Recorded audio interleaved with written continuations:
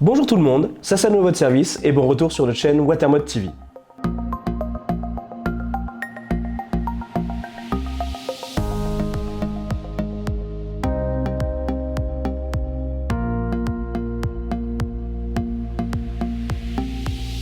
Aujourd'hui, c'est une vidéo un peu particulière car nous faisons une rétrospective sur un mod qui vient de fêter ses 2 ans.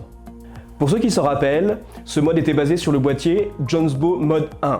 En full aluminium, avec des vitres en verre trempé, ce boîtier était vraiment une belle base de travail.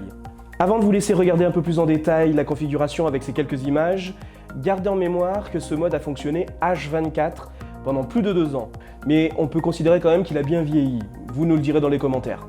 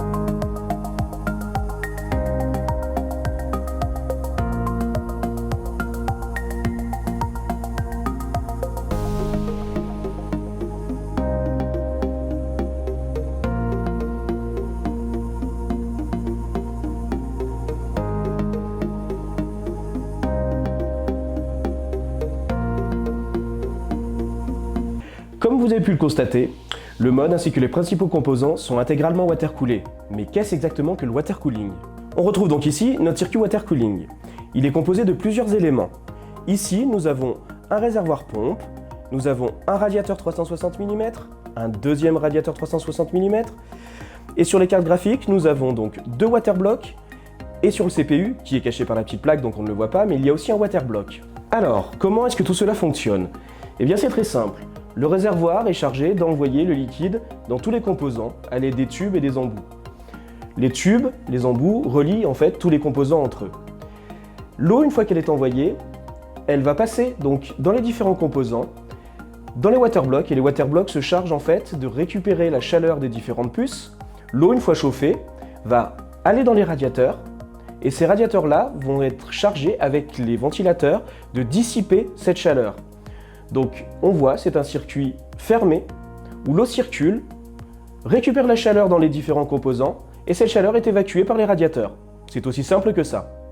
En théorie, tout est toujours parfait. Si on allait faire quelques tests pour confirmer ça. Les composants du mod sont les suivants. Un processeur i7 6800K, une carte mère Asus X99 Deluxe, niveau mémoire 16 Go DDR4, 2 cartes graphiques GTX 970 Galaxy Hall of Fame en SLI, côté stockage un RAID 0 de SSD Cleve 1 Tera, une alimentation FSP 1200 watts et un watercooling full Thermaltake. Une configuration bien musclée pour l'époque. Pour tester la configuration, nous allons utiliser 2 logiciels pour faire chauffer les composants. D'abord Furmark qui va s'occuper des GPU, et ensuite Prime95 qui s'occupera lui de faire chauffer le CPU. Nous allons laisser tourner les 2 logiciels ensemble, cela permettra de stresser au maximum la config et la pousser dans ses derniers retranchements. Nous allons monitorer tout ça avec CPU-Z pour regarder les informations du processeur et GPU-Z pour regarder les informations des cartes graphiques. Pour les températures, les fréquences, les tensions et ainsi de suite, nous allons utiliser Open Hardware Monitor. Nous allons laisser tourner tout ça pendant 1 heure, ce qui nous permettra de voir en fait si les températures se stabilisent, c'est-à-dire si le refroidissement est viable, ou si les températures continuent à monter, ce qui veut dire que la config n'est pas assez refroidie. Ça nous permettra aussi de regarder les fréquences pour voir s'il n'y a pas de throttle, c'est-à-dire que les composants, c'est ce qui est prévu donc avec les processeurs et les cartes graphiques, si elles atteignent une certaine température, diminuent leur fréquence pour préserver le matériel. Donc c'est ce qu'on ne veut pas, et on va voir en fait si les températures qu'on a permettent de laisser le matériel à fond, aussi bien en fréquence qu'aussi bien en utilisation. Allez, on laisse tourner ça pendant 1 heure et on voit ce que ça donne.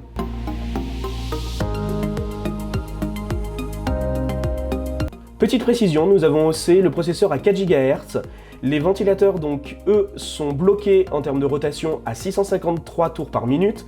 On ne peut pas les baisser plus, sinon ils s'éteignent. Et nous avons laissé les cartes graphiques avec leur boost d'origine. Donc elles ne sont pas haussées, elles tournent stock. Voilà. Le processeur est toujours à 4 GHz, les cartes graphiques tournent à 1443 MHz, c'est-à-dire qu'elles sont vraiment au taquet. Et au bout d'1 heure, la température maximum atteinte par un des cœurs du CPU est à 69 degrés, à 100% d'utilisation constante, donc depuis 1 heure, je le rappelle. Et les GPU sont quant à eux à 49 degrés, avec 100% d'utilisation aussi, et pour le plus chaud à 52 degrés, toujours à 100% d'utilisation. On voit que la moyenne, au niveau du processeur, même s'il y a eu un pic à 69 degrés, tourne autour d'une 60aine de degrés. On a même des corps qui sont moins chauds, qui sont autour de 58 degrés. Donc là, la config nous paraît stable, mais on va pousser le concept un peu plus loin, on va les laisser chauffer encore 1 heure de plus. C'est pour voir vraiment ce que je vous disais tout à l'heure, voir en fait si la température s'est stabilisée, si elle est viable, si elle ne bougera plus. Parce qu'on peut s'apercevoir des fois en air ou sous AIO que les températures continuent malheureusement à monter progressivement, dizaines de minutes par dizaines de minutes.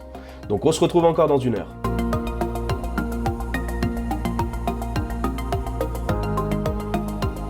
Nous revoici au bout de 2 heures. Alors qu'est-ce que nous pouvons voir? Donc au niveau des fréquences, pas de changement. Le CPU est toujours au taquet, les GPU sont toujours au taquet, 100% d'utilisation partout, fréquence au maximum, donc là, pas de changement.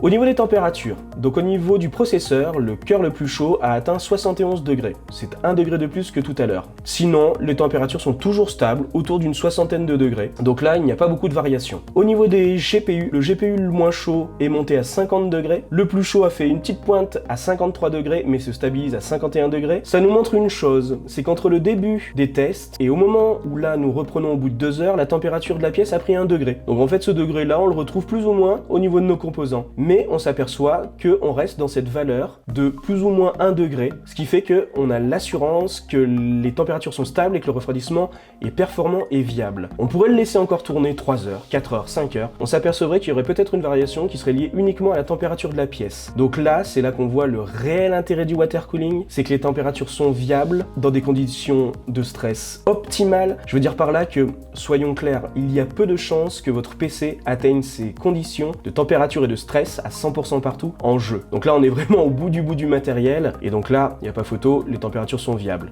En guise de conclusion, pas besoin d'épiloguer longtemps. Le relevé des températures est suffisamment clair pour montrer le réel intérêt d'un water cooling. Rappelons quand même que dans ce PC, il y avait 2 GPU et un CPU 6-core 12 threads, qui à l'époque était une configuration moyen haut de gamme, assez musclée à refroidir quand même. Nous voici au terme de cette vidéo. J'espère que vous avez pris autant de plaisir que nous à revoir cet ancien mode, qui s'appelle le Naturalis, que vous pouvez retrouver sur différents sites et forums sur le net en faisant quelques petites recherches. En attendant, on vous dit à bientôt et nous reviendrons sur différents sujets, water cooling ou pas. Bye bye!